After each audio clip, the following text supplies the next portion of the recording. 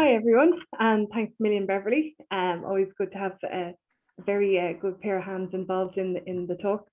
I'd like to introduce you to someone. I'm sure many of you have actually met Lar, but Lar Joye is the director of Dublin Port Heritage. I first came across Lar back in probably 2014 down in Collins Barracks. You ran the series of DVDs, Inferno, I think it was. It was the first war in colour. Amazing. And we went there, I think it was 3 weeks, because there was a number of episodes shown the same time. And oh my Lord, it was a real eye-opener as to the horrors of the First World War, but done, organised so well. And such a great venue. Never realised till then that Collins Barracks actually had, an animation theatre, a theatre to watch things. So as part of Lar's time at Collins Barracks, he was also involved with the Soldiers in Chiefs exhibition and putting it on a new wing of Collins Barracks, and also worked as a curator of Irish military history and a film archivist. And since 2017, Lar moved to Dublin Port Heritage. And when I heard who had taken over as the director of the Port Heritage, I thought, they're in a safe pair of hands there now. He will know what to do with them. And we all know, despite the Googles and the convention centres, that there is a wealth of history and heritage along the docklands of Dublin. I should mention that as part of the bringing history in innovative ways, Lar was involved in organising, or looked after organising, the various theatrical productions, both in Collins Barracks and more recently in Dublin Port. Some of you would have seen Pals, Sunder, These Rooms, and the most recent Book of Names, all of which enable people to see living history in a way that, museums can adapt, I suppose you could say, to the times. If you haven't looked at Dublin Port's online repository, it's amazing. There's some wonderful photographs, certainly a great resource to have. And in Lar's spare time, apart from helping his 17-year-old daughter with her history homework, he is writing a book, as you do, on the War of Independence in Tipperary from 1912 to 1923. So I look forward to learning more about Dublin Port City, and its port from 1708 to 2022. Thank you, Lar. Over to you. Thank you very much, Christina. It was a wonderful introduction. Thank you.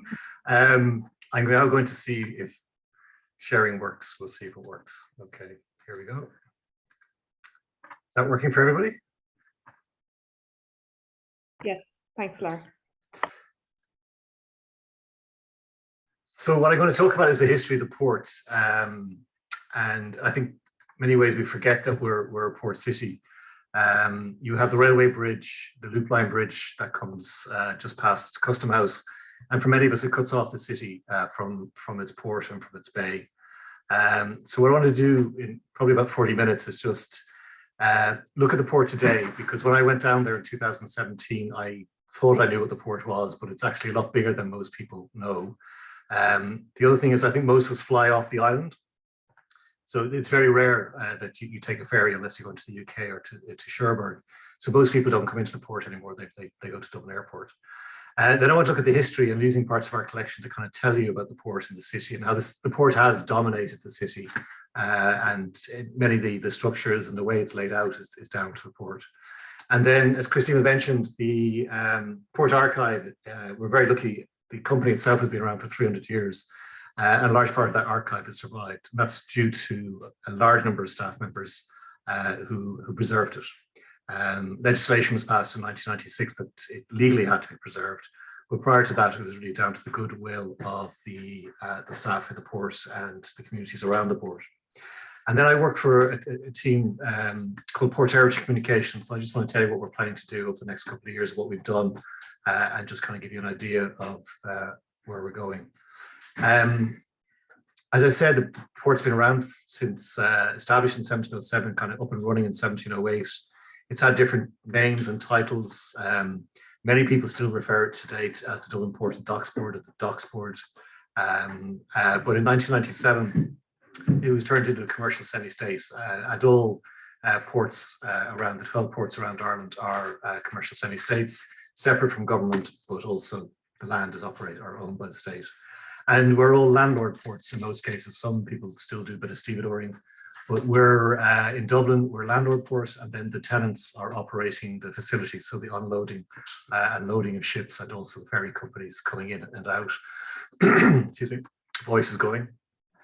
So that's the kind of role that we have. So we're responsible for making sure everything runs and operates, the capacity, and also the heritage and communication. There are 4 competing ferry companies. You've got Stena and Irish Ferries going to Holyhead, about 3 hours away. And then you have P&O and Seatruck providing a truck business to Liverpool, which on a good day is 8 hours away. You also then have Lolo operators, so lift on, lift off terminals. There's 3 terminals competing against each other, each one individually colored, so you know that's they're different companies. So that's providing a Lolo, the containerization, just like that. With the ferries, the containers are normally on a trailer. And then the more modern, most modern kind of one, and the one that's expanding at the moment is this operator, CLDN, which operates to Rotterdam. And they take containers between 20 and 30 hours to get to Rotterdam and Zeebrugge. The Celine is known as the Brexit buster of the Lidl and Aldi ship because of its association with bringing continental goods to Europe. But it's a direct link to Europe. And when I first started, the dog. When I first started, the business in Dublin Port was 2/3 going to the UK and about 1/3 going to Europe. Since Brexit, it's now 50-50. So the routes to Europe are getting busier and busier. There's more of these ships coming in than there were when I first started in 2017. Again, most people don't get past the East Wall Road unless you walk through the South Wall. You have an idea of what the port looks like. That's the port. On the north side, it's a large estate that is owned. On the south side, it's more of a shared space. It's about 205 hectares. So with the water and the land that the port covers, it's about the size of Phoenix Park, to give you an idea. As I say, shared space with ESB, DCC, storage works, all that kind of stuff on the south side. And that's a view of it from the edge right down to the East Link Bridge, what you can see there in the distance.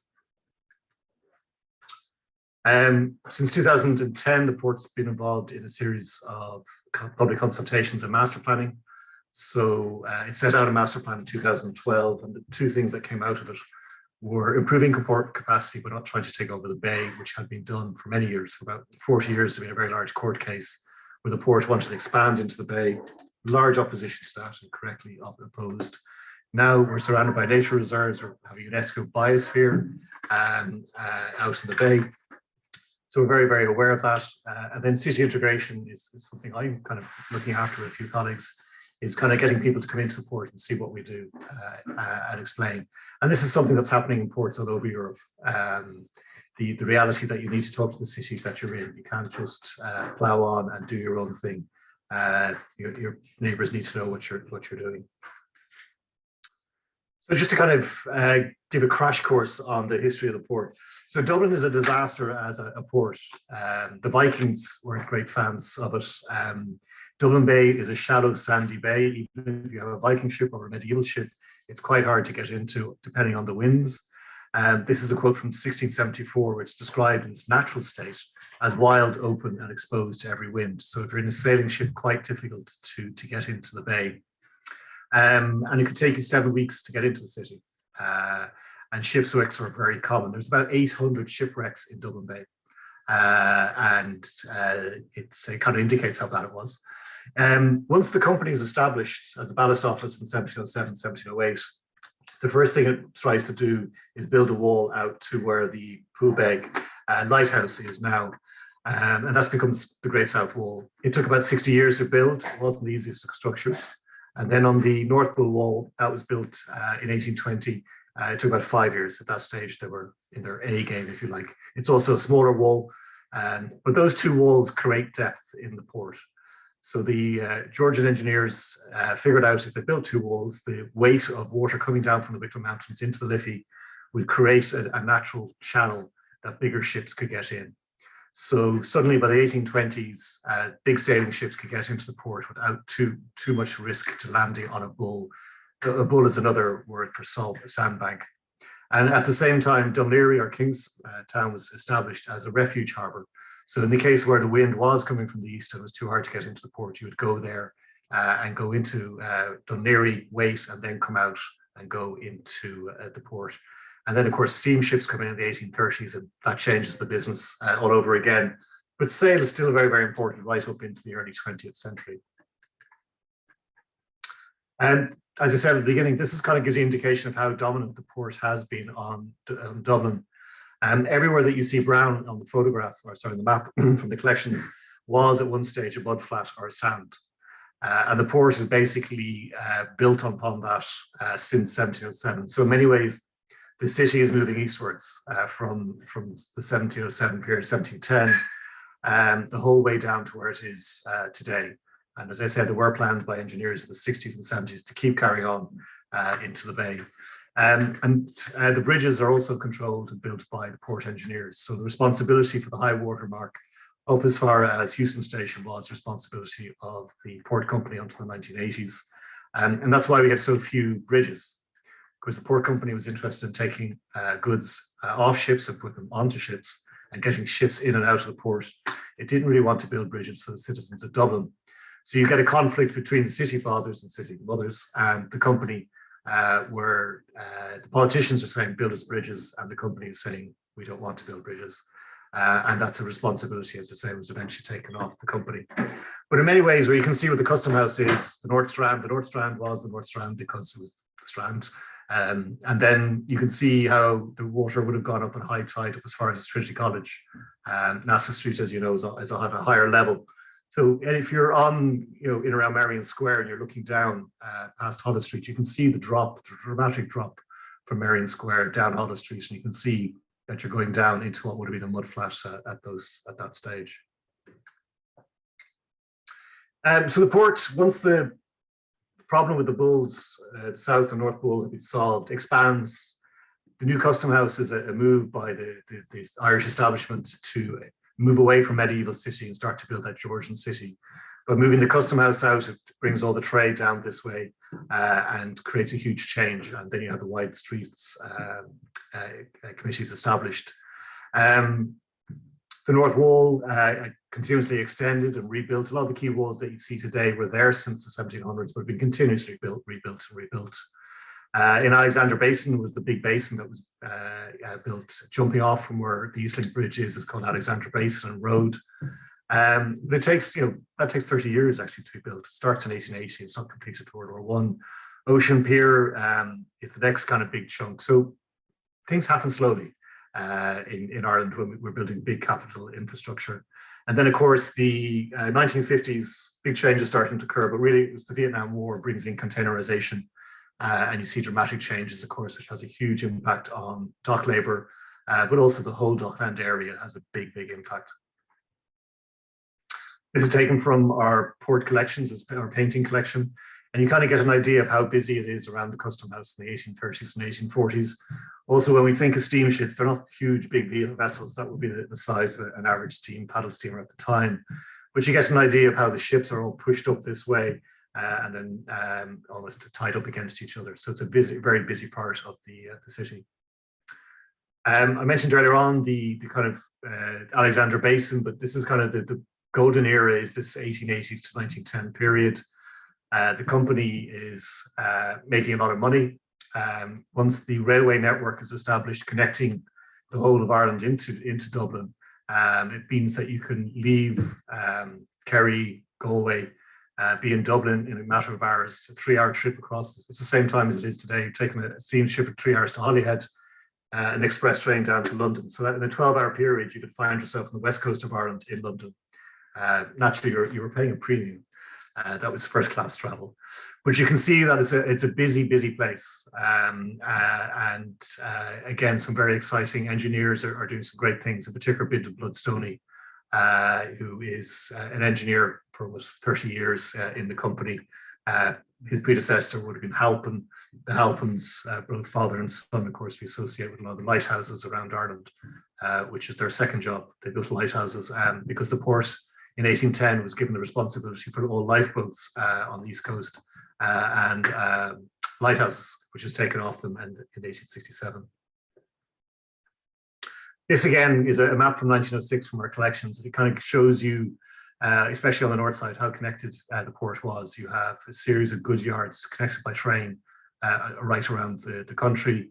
You can see Alexander Basin there and the continuous move east.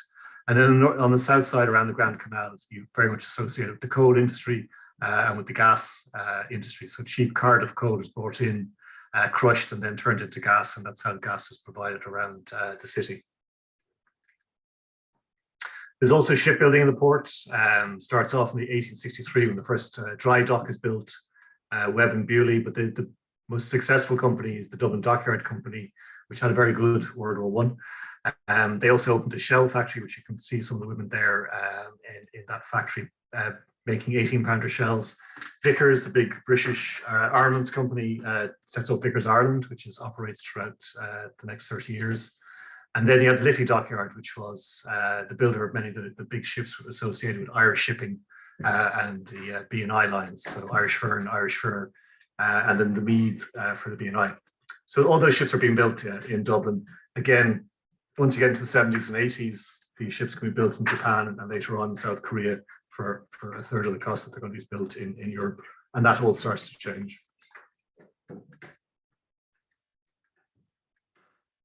Probably the most famous ship built in the dockyard is the Helga. This is the Helga, the famous gunship. It started off life as a scientific and fisheries protection boat of the Department of Agriculture in Ireland in 1908. Later on, of course, it had 2 guns added on during World War I, and it was one of those guns that was used to bombard the area around Liberty Hall and also down towards Boland's Mills and Devil Airs positions. So this is what we call a dry dock. There's 2 dry docks in the port. Sadly, this one has been filled in, but this is where the Meath was built and the Irish shipping ships were built. There also is a Victorian 1860s dry dock, which is going to be recovered in the near future and brought back to its pristine condition. This again gives you an idea of the scale with the Irish pine inside of this large grading dock.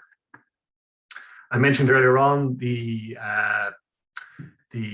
responsibilities that the port engineers had for all the bridges. This is Essex Bridge, Grattan Bridge, which is redesigned and rebuilt by Bidden and Bloodstone. He also had responsibility for expanding and making the very wide bridge that is a Conn Street Bridge now. This is what the bridge looked like at the time. It was quite a shallow bridge and also had a bit of a humpback, which he flattened out. Butt Bridge was also designed just beside a loop line railway bridge. It was a turntable bridge. This allowed ships right up into the 1890s to go as far as Conn Street and to tie up there outside the what was the Irish press offices and over near where the Abbey is. And again, even by the turn by 1900, 1910, this had become a bit of a problem as a road bottleneck. So the port rebuilt that bridge as the bridge that we see today.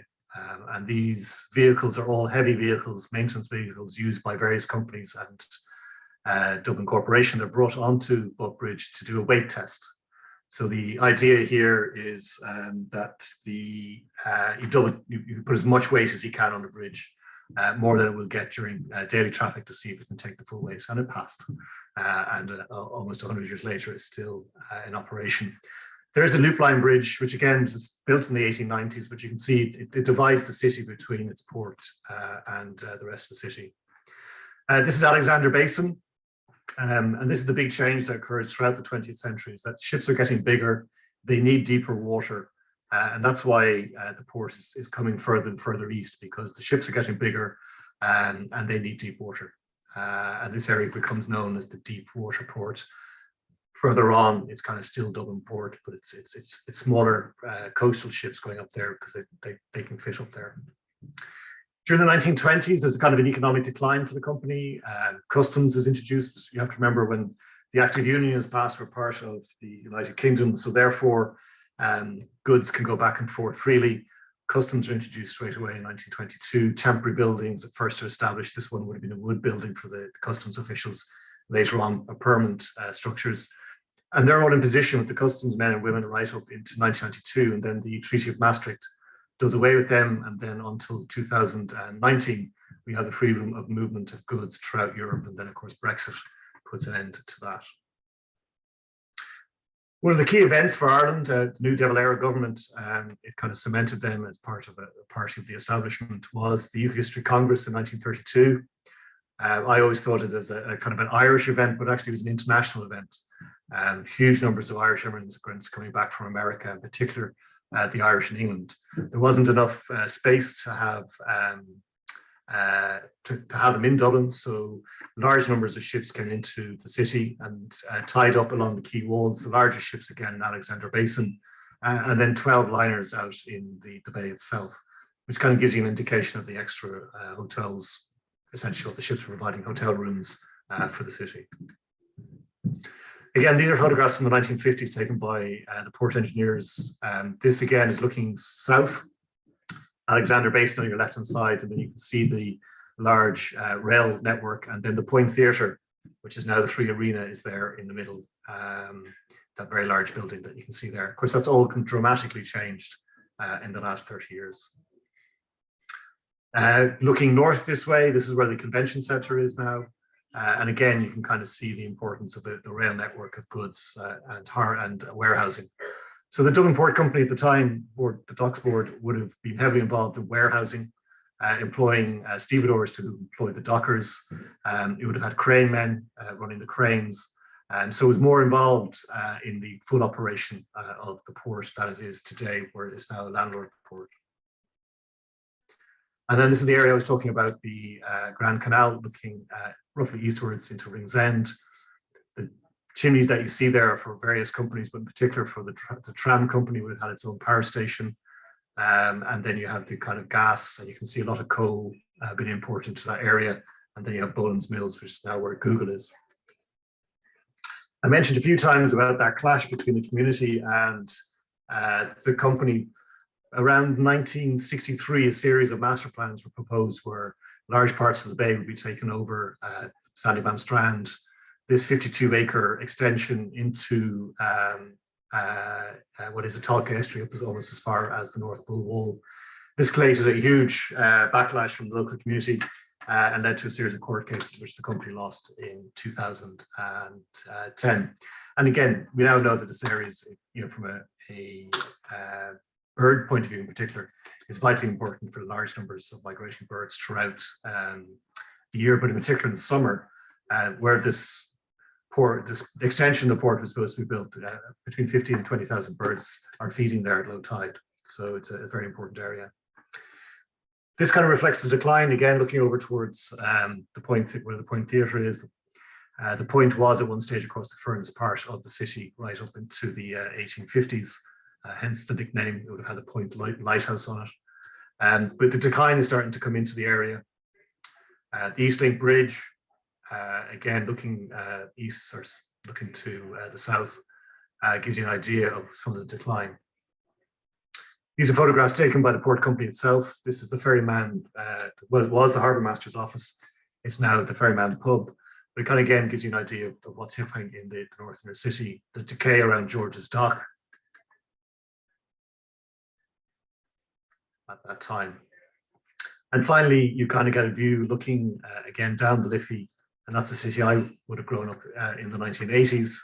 And of course, my kids today, this is the city that they experience. You've got Google and Facebook on the south side, and then on the north side, it's a large number of accountancy firms, American banks, and of course, the introduction of bridges, something that the company opposed now, and more bridges proposed to get that fast connectivity going north to south and south to north.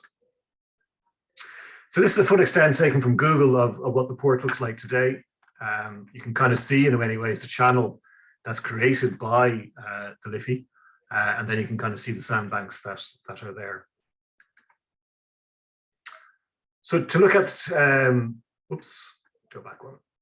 To look at the port archive, as I say, we're very lucky that it does survive. I'm also myself and the Harbour Master are the only two people who have jobs defined in the Harbours Act. The Harbour Master has a very, very important role. And then in Section 92, all harbour companies have to have somebody to look after their archives. So that's why I have a job.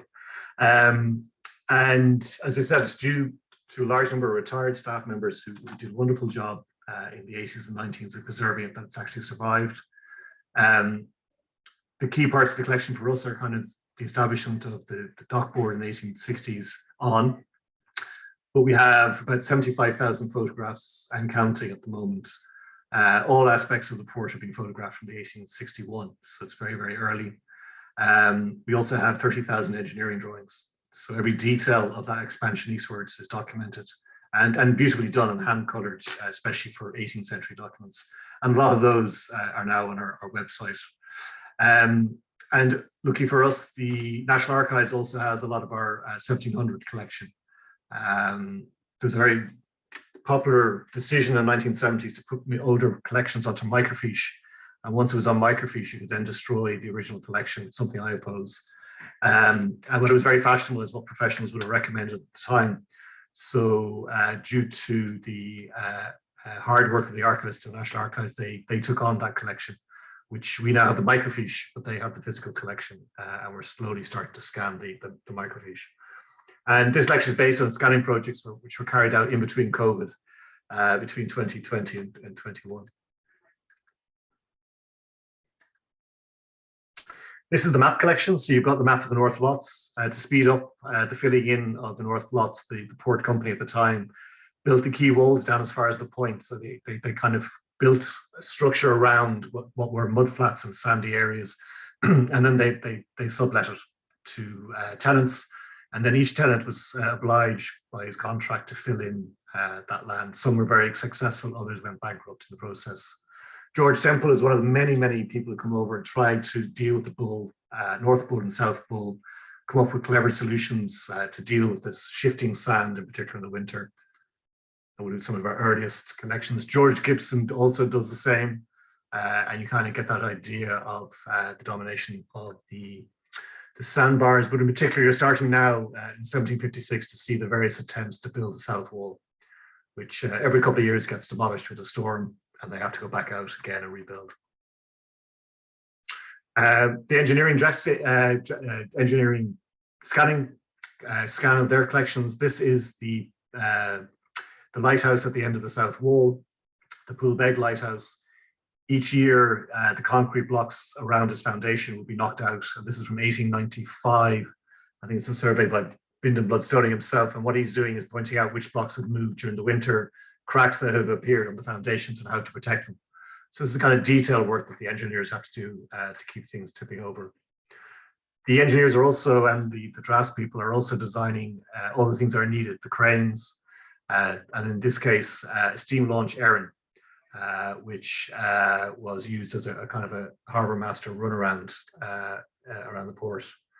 And then from the 1950s, huge numbers of photographs of every aspect of the port's operations. Here you can see horses being exported and large amounts of timber being brought in. And unlike today, where it's quite hard to get into the port, you have to have passed a safe pass course and you have to have a reason to be there. At that time, it was very much people, the whole of the city, walking past, getting involved and being in the area.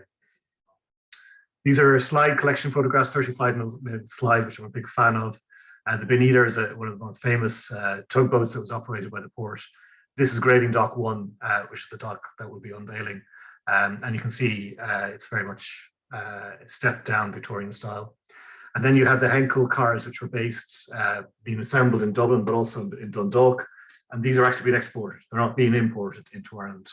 These were a three-wheel car, which I get regular correspondence from collectors all over Europe who are fascinated to see these photographs.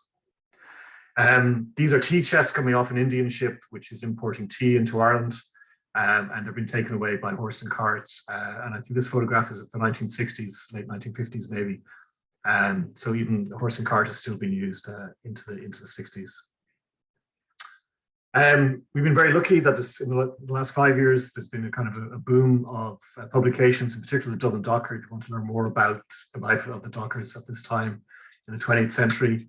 Dublin Moving East was a book that we were able to help Michael Brannigan with. It's this story of the city moving eastwards and the politics behind it. And then in the middle there, you have the history of the Dublin Port, which was published in 1988 by the retired Secretary to the Board, H.A. Gilligan.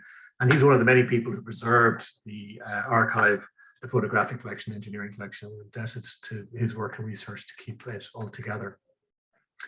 As Christine mentioned earlier on, we've revamped our website. We put up more and more scanned collections from 2020-21. We also have articles up there, and we're regularly updating it. So do have a look at it, look at the different parts. If you have any feedback, we're using the general public as a live test for us. So there's two of us involved in this, my colleague Marta and myself. So any help that you can provide, identification of people, in this case, a photograph of the Harbour Police, would be very much appreciated. We're also running an oral history project to interview retired staff members and people in the community who remember the port when it was a different place in the 70s and 80s.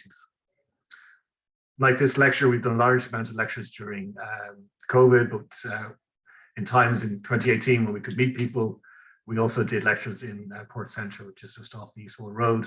And of course, we've done a series of lectures on the War of Independence last year in relation to the port. And then we also had Book of Names. So just to kind of talk about some of the projects that we're involved in 2015, we took the diving bell, which was used to build the quay walls from the 1860 to the 1950s. It was lifted. It was there for many years, again, saved by the local community on Pearse Street and elsewhere. And we turned it into the Dublin Smallest Museum. So there's an exhibition underneath that. It gets about 80,000 visitors each year, which is not bad for a free museum. And inside, we tell the story of the port and why it's there. And it's a fascinating story. Men went down that funnel, worked in the base of that when it was put into the water, and they flattened out the riverbed and seabed. Once they went away, 300-ton cement blocks would then be dropped down, and a bit like a Lego would be built on top of each other to build the quay walls. The frontage, the part that you see, the quay wall is finished off in lovely Dún Laoghaire and Dundalk granite stone, but behind that are cement blocks, and that's how it was built from the 1860s. In 2017, we redeveloped the area around Port Centre, which was a kind of a 1970s building, which is kind of starting to look tired. We've opened up a maritime garden, reinstated one of our heritage cranes, which is the big blue crane that you can see when you're driving, if you're coming from the south side, from the East Link Bridge into the tunnel. And also we've kind of broken down the walls. The walls were designed to keep people out. We're trying to get people to come in. And these cork and steel gates are there to kind of let people in, use the park. Again, with the redevelopment of the docklands, there aren't many parks in the docklands. I think there's one park. This is the next park down. So between ourselves and the Custom House, there's just two parks.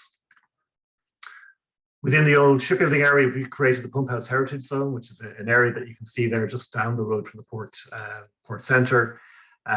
This is a very busy redeveloped yard called T4, which is going to go live next year.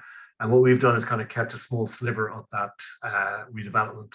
Overall, the port's spending about €1 billion until 2040 redeveloping, improving the quay walls. So quay walls are very, very hard to build.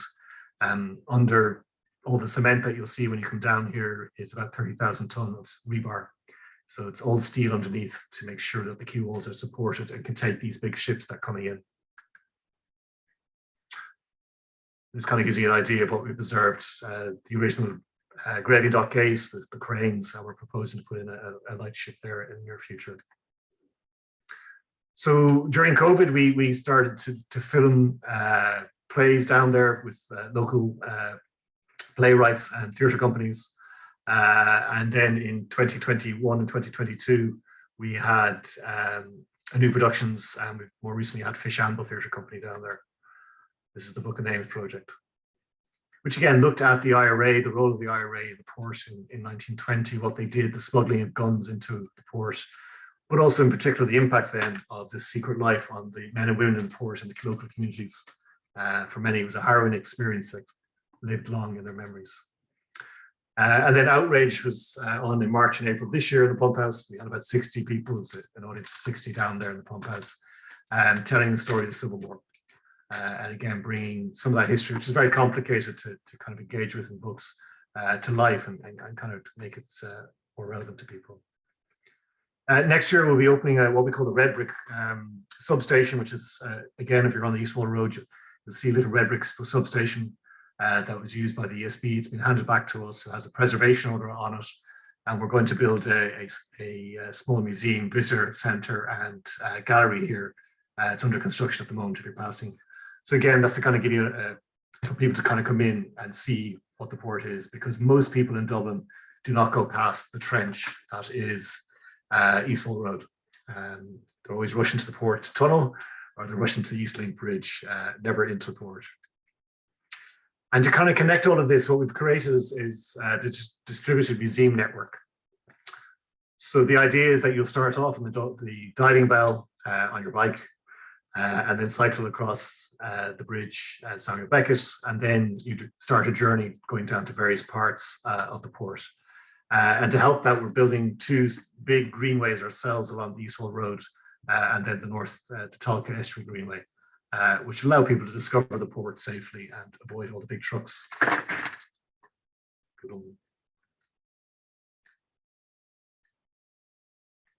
Sorry, muted myself there. So the Tolka Estuary Greenway is going to be along the northern fringe of the port to the end of the port. We've just completed the first stage of that.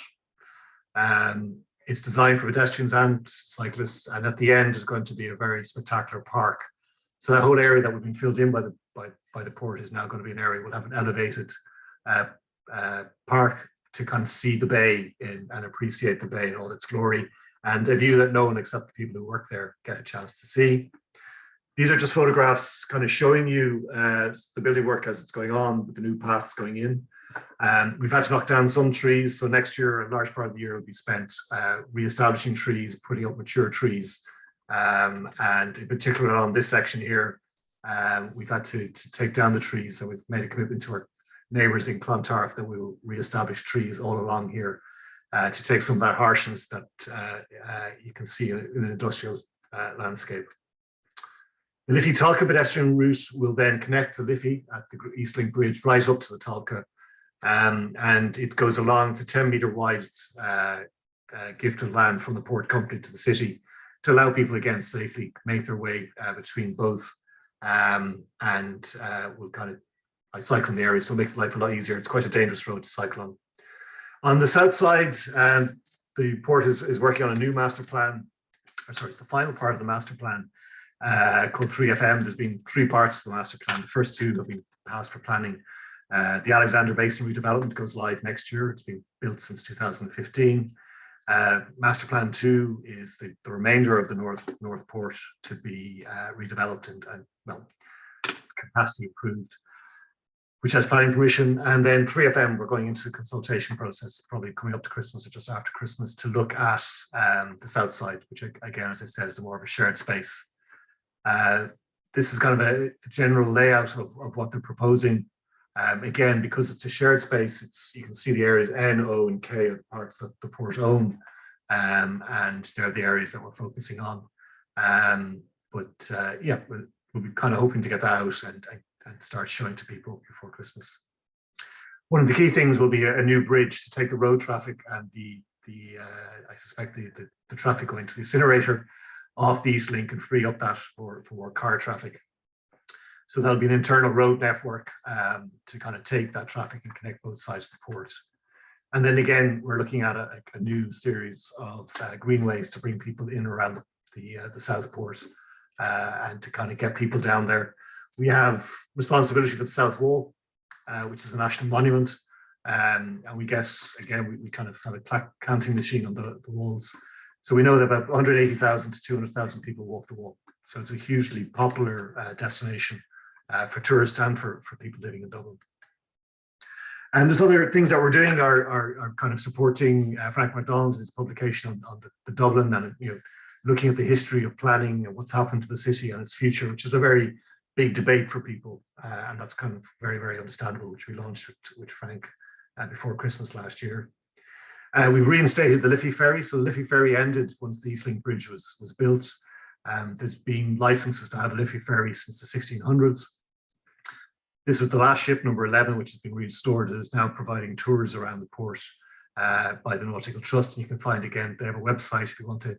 I gather the weather is supposed to improve next week, but it's an opportunity to go on. It takes 18 people, and they'll bring you around the port, but also the city up as far as O'Connell Street, depending on the tide, and give you an insight into the history of this area from the river, which is the only way really to appreciate the port. In the flour mill area, the Odlums area, it's an area that you'll see when you're coming over from the north side or from the south side onto the north side. A series of silos. At one stage, this whole area would have produced about 30% of all flour in Ireland, a huge milling operation, imported wheat, then we put into flour. Nowadays, most of the flour in Ireland is imported as flour. Many come from the UK, but a bit from the continent.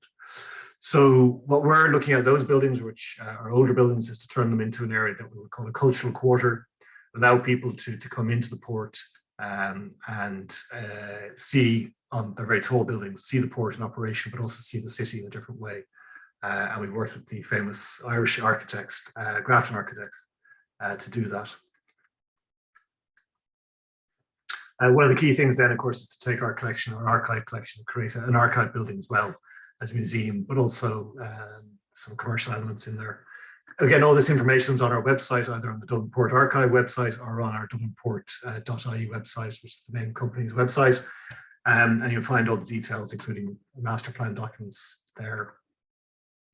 And just at the end of August, we signed a partnership, an MOU with the Arts Council to look at the development of an artist campus and workspace in the Odlums area.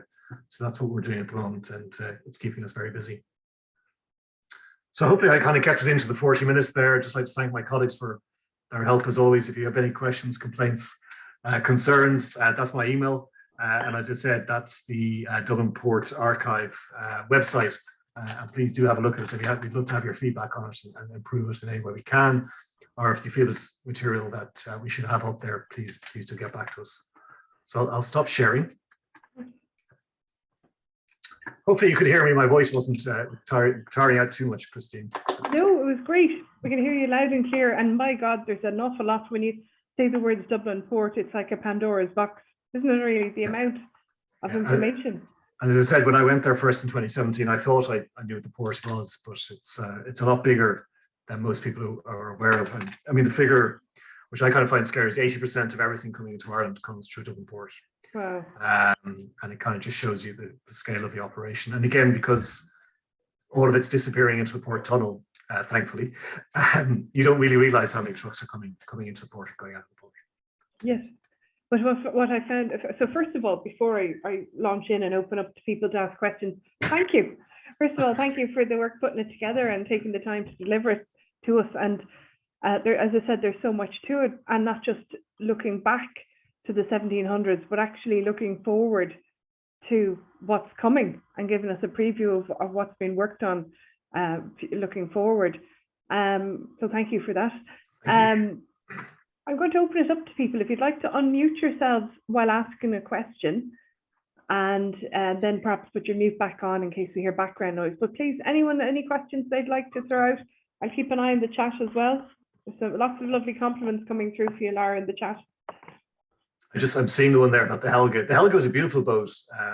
It went into service with the Irish Naval Service and sadly was on its way to, I think, Wales to be scrapped and sunk.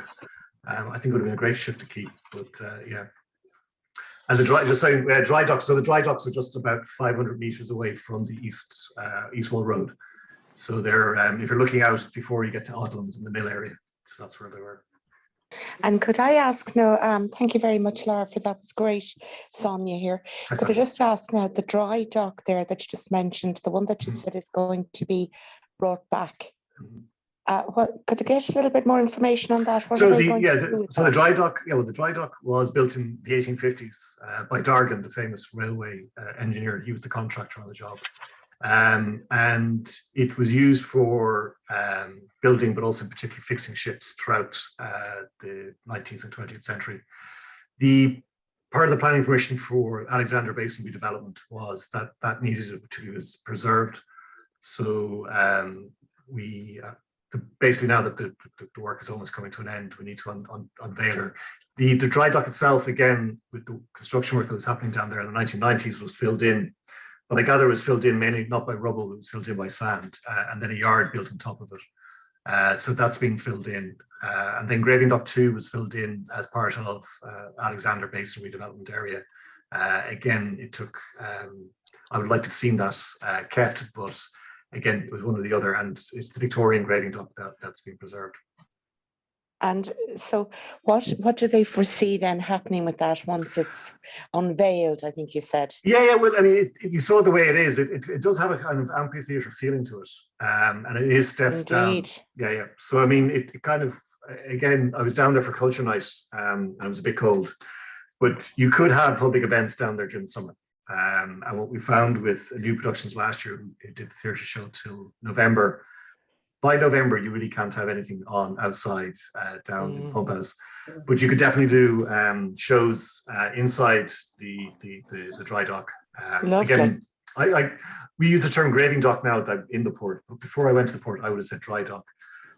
So the both kind of terms are used, but you know, it's a fascinating piece of early Victorian engineering, and it would be. There's only that one, and then there's probably one in Belfast. So they're the two earliest graving docks in the country. Excellent. One of the surviving ones will be now in Belfast and Cove. We have Jacqueline who has her hand raised in her box. Would you unmute yourself and ask your question, please? Yeah, hi Lar, thanks very much for the talk. It was really good listening. And just the lighthouse, that space up to the lighthouse that we've seen, I just thought it was beautiful. Like, who made it and how long did it take to make that? I presume it was man-made, this is the walk south and stuff up. Yeah, the south wall out as far as the lighthouse. Yeah, it was. We know contractors were hired, but we don't know who they were. And we're not fully sure of the engineers who are involved. Okay. So our list of chief engineers, we kind of have a rough idea who they were in the 1790s, and then we know the Halpins take over for almost 50 years. So there's a variety of construction companies and engineers, and it does take 60 years because every 5 years a storm would come in and they'd have to rebuild it. But it kind of goes in the last 10 years from about 1780 to 1795. There's a boom, if you like, a lot of money invested in to get it to finish. And the lighthouse itself was also the kind of classic. It was built first, so the wall worked its way out to the lighthouse, and the lighthouse would have been lit for the first time in 1767. So the lighthouse has been changed and modified over the years, but essentially what you're looking at there is a Georgian lighthouse from 1767, which would be a lot younger than most of the lighthouses around Ireland, which were all built after 1810. So it's amazing that has survived. And as part of Open House, the architectural festival, we're hoping to arrange a tour out there so that people can come out there. Again, it's part of the problem with industrial buildings is that from a health and safety point of view, you can't just invite 100 people into a building. You have to kind of have hard hats and things like that. But it's fascinating, and the views from the lighthouse are spectacular at all levels as you work your way up. We have Tommy with a question. Tommy, would you unmute yourself? Sorry, just briefly, just before you finish there, Yeah. what I called the pat, you actually called the wall, is that correct? Like, it looks really long. Yeah, I just called it, So, I mean, thanks a million. And people also ask us sometimes, why is the path, it's on level, it's very hard to walk on, and it's a national monument, and we can't touch it. And because the wall is to the lighthouse. Yeah, the walk to the lighthouse. Yeah. So how do they get on it then? Are they put on from a helicopter or boats and stuff? Or the lighthouse is over then. We have another 2 lighthouses which are approached by boat. So they're the ones that you'll see. They're the green ones which are in the. So it's still in use. It's not empty. No, so we have 4 lighthouses and they're all still there. I mean, again, the ships now coming in are coming in under the control of a pilot operated by the Harbour Office, and they're relying. All ships now use satellites and global position systems. So. But the lighthouses still function as navigation aids. Great. Hey, Tommy, please. Yeah. Tommy, you just muted. You were unmuted and now you've just muted yourself. Yeah, thanks very much. There we go. Thank you, Christine, for organising the talk tonight. Lar, that was very interesting. And obviously, my interest in the Dublin Port is my father worked for the Dublin Port Docks for many years. And obviously, I've done a lot of genealogy in the past. I'm sure that they would have his work records and all that, wouldn't they? The Dublin Port. Like with archives, it's hit and miss what survives. So what we have on our website is we have a very detailed name book. So we have all the staff between 1890 and 1924, which again, for GDPR reasons, we can. And then the HR department then would keep larger numbers of records for staff members. But again, it's a fairly comprehensive list, but there can be gaps in it. What years did he serve in? He was there from the early 60s up until the 80s. Okay, he should be then, and the records should be in the HR. Have you been in touch with the HR department? No, I haven't. I've been with other departments, but not the Dublin Port. Well, if you saw my email at the end of the presentation, you just email me tomorrow. I'll have a chat with HR for you. Oh, Grant. Just what I can do, sorry, excuse me one sec, Tommy. What I can do when I post the notice that this talk is up on our YouTube channel, I'll also include Laura's email address. Yeah, please do. Yeah, please do. Just a couple of comments. I enjoyed the talk, and I didn't realise that they had the plans for all these walkways and cycleways. I think that's fantastic. Yeah. And you know, the parks and also the Dublin Port Authority. I know they had some. Well, I don't know conflicts, but with the residents, I'm sure they consult with the community. Yeah, I mean, I would argue the culture in the last 10 years has changed dramatically. But you're right, there was conflict right up to 2010. But now with planning regulations and so on, the consultation has to happen. A lot of the conflict grew before there was a planning process. But you're right, yeah, no, there was definitely tension there. Just one other comment as regards the Loop Line Bridge. Mm-hmm. It spoils the view down to the docks, like you said. You know, you kind of mentioned that. Was there ever any plans of putting that underground or changing that? You know, for the original plans was to put it underwater, under the river. But again, it came down to money, which is a great shame. It's a spectacular bridge, but it was the most economical way of doing it. There have been various plans over the last 20, 30 years, I think at the height of the Celtic Tiger, of taking the steel off and having glass and things like that to kind of take away some of its harshness. But it's interesting, my colleagues in the Epic Museum have done surveys, and they find that tourists, when they look down the river from a Collins Street bridge, they can't understand what's behind the bridge. So once they see the loop line, so they instinctively turn around and go to Temple Bar. Because there's signs for Temple Bar. So Epic is spending a lot of effort to get people to come under the bridge. But every feedback forum they get, it's once people go under the bridge, they realize the rest of the city is down there and they have a nice time. There's more and more things happening down there. But there's a psychological block, and the instinct is to go to Capel Street on the north side, or to go into Temple Bar. So it's ironic that a 19th century bridge could have such a big impact on the city. Yeah, thanks very much. There's an interesting. Can I ask? Sorry, can I ask this? I hope it's not too silly a question. You were talking about showing the map, North Bull and South Bull. When does the word bull enter into the equation? What does it signify? Luckily for me, I'm a historian and not an English literature student. Bull is a term that's been around for a long time, apparently. My history books tell me. And it's a term that's always been used to describe sandbars. But I gather it's an English word from the medieval period. But again, I'm going to chicken out and say I'm a historian. I don't know. Thank you. I was going to mention that there's a very interesting comment from Mary saying, are you participating in Pan-European Coastal Cities project? Now, I'm not familiar with that project, but perhaps that rings a bell with you? There's a variety of ones. We're members of AIVP, which is the European Organization of Port Cities. And they are, as I said, ports all over Europe are kind of starting to engage with the cities around them. Big ports like London have moved, but if you go to places like Genoa, Genoa port is where it's just got very big. But it's been there for 800 years. Bilbao has moved a wee bit.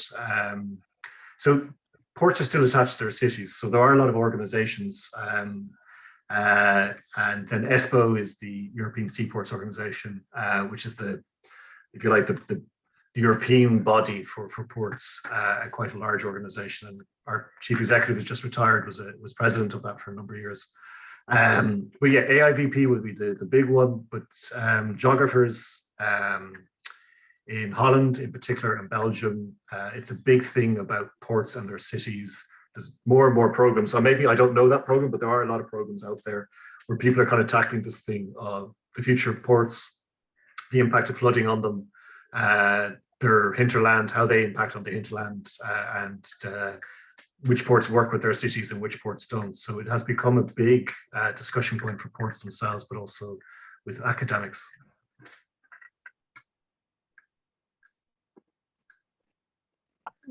Any more questions from anyone, or anyone like to add a comment?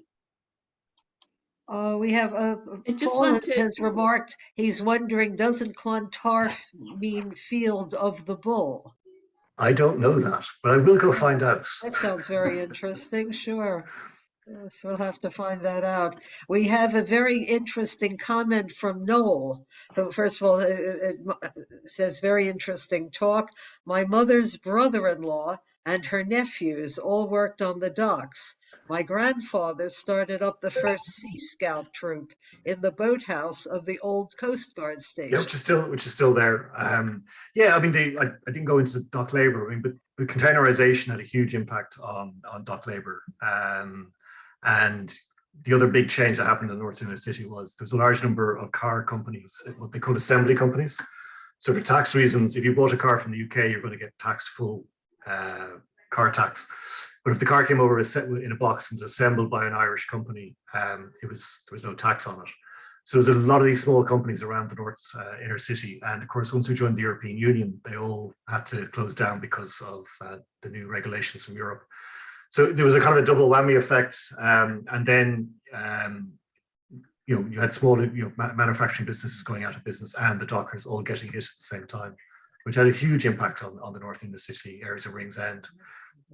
Also within Ringsend, you would have had a large fishing community, and also traditionally a large merchant navy community, and that's changed dramatically over the last 30 years, where the fishing industry has become very small, and then the merchant navy again.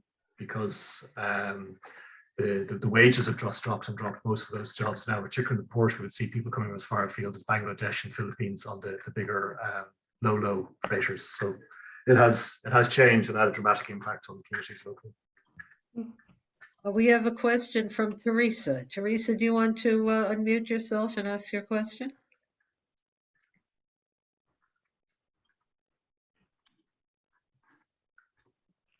Yes, hi. Thank you very much, Lara, for just a note from the 50s to the 80s. So yeah, he really enjoyed working there. But one day, at a point that he was standing, a man came up to him and said, "You see that exact spot where you're standing?" He said, "Your father was called up to the GPO at that exact spot because his father worked there for many years as well." So yeah, so it was an interesting family history. Yeah, if you go online and you look at our name book, which is a ledger with beautiful handwriting of every employee, towards 1922, they started to put in tricolors, our Union Jacks, to indicate which service people had been in. So if you're IRA, or if you were a World War I veteran serving in the British Army.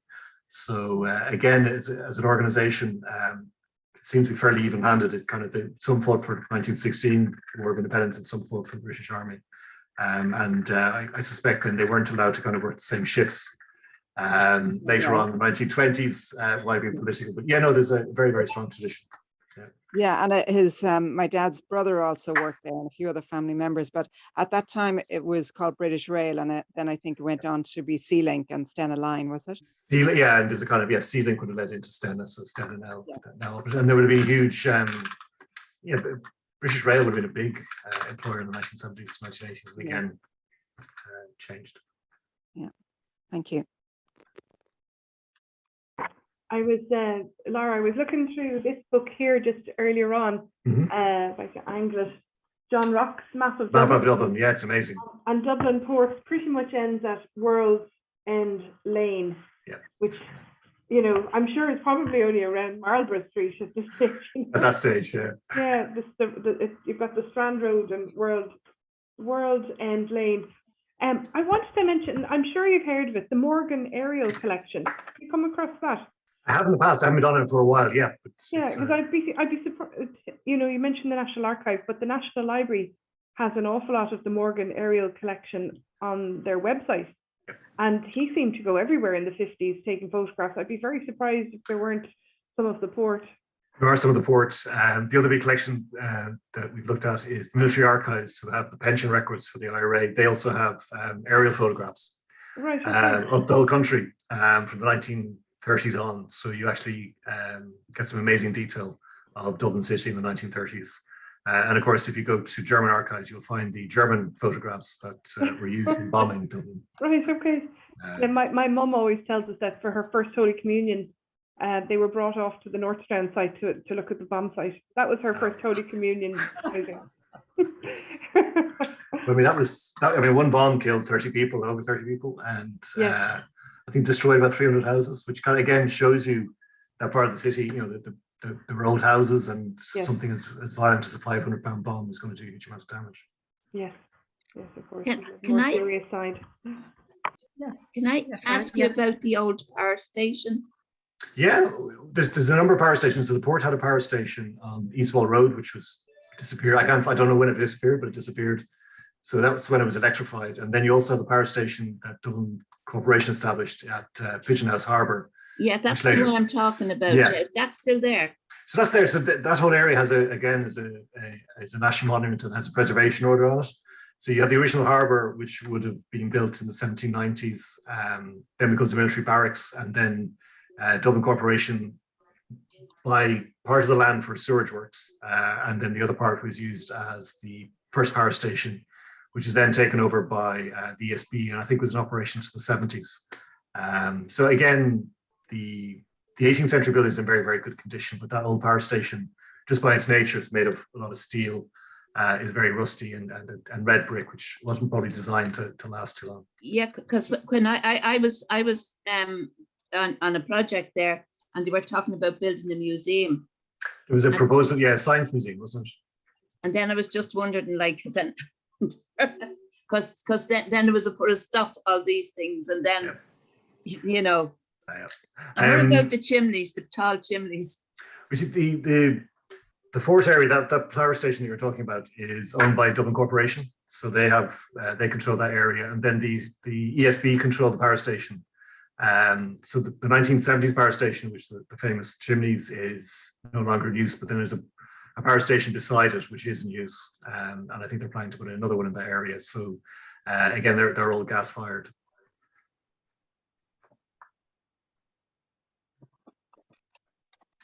Well, one thing was that on a occurred to tour in, me, those chimneys. sorry, Laura, is the port self-supporting still, or is it subsidized? No, we can't be subsidized. So there's a European ban on state intervention in ports. So it's self-financing, and then a bit like the ESB, but not to the same amount of the ESB. We send back a check every year to the Department of Transport.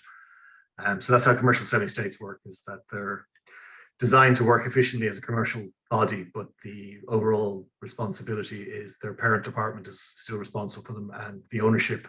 So you can't sell the asset, and then there's a payment at the end of the year that goes to the central government. Thank you.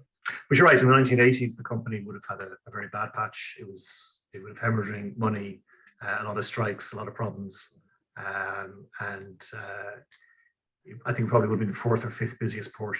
And things improved then in the 90s, and it got more efficient. And then once it got out of trying to operate too many things, warehousing, what we call stevedoring, and dockers, it became a more efficient place. May I ask, Laura, where is the bicycle lane? We're going to start. Is it going to start in Dublin?